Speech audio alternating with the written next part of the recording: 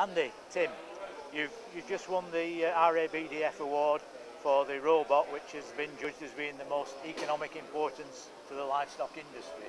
What exactly does that mean? The robot, Lely have taken the robot over the last 17 years from new technology to where it is today as a proven and the most economic way of milking your cows for your small dairy farmer to larger herds. There seems to be a bit of confusion among some people we talk to about just what the capital cost of these machines is. It's a massive financial outlay initially, is it not? It is at the start, but if you cost it over 10 years in terms of low operating costs, more milk, improved cow health, good residual value after 10 years of the robot, it's the cheapest way of milking your cows. And is it equally applicable to large herds? Absolutely. We have larger herds in New Zealand. We have a customer in Quebec who's now moving from 12 A2s to the latest A3 Next. And it works economically. The same economic argument is applicable to 60 cows or 500 cows. Tim, what are the main technological advances in the latest? The latest A3 Next. This is a machine we're effectively launching today at the dairy event. It's been around for a little while in Holland, but this is the first machine's over.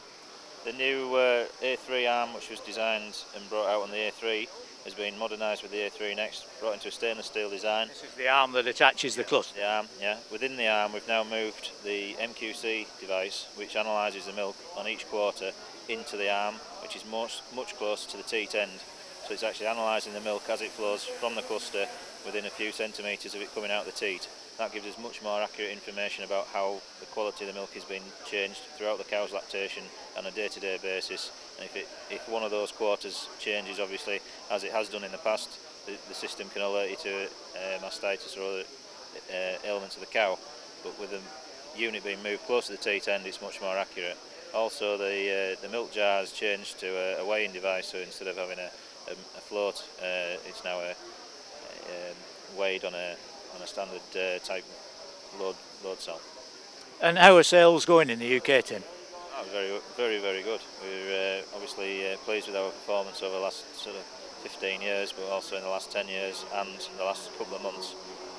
The effect of the knowledge of the robot, the number of people who are pleased with the systems they've got, the whole concept is growing, and people have never been more aware of it, and we now have much more inquiries and more people asking questions and orders being taken.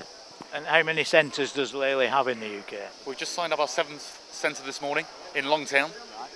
We've recently opened a centre in Kilmarnock, soon to open a centre in Stonehouse, and we'll have the whole of the UK covered by the middle of next year, 11 centres in total.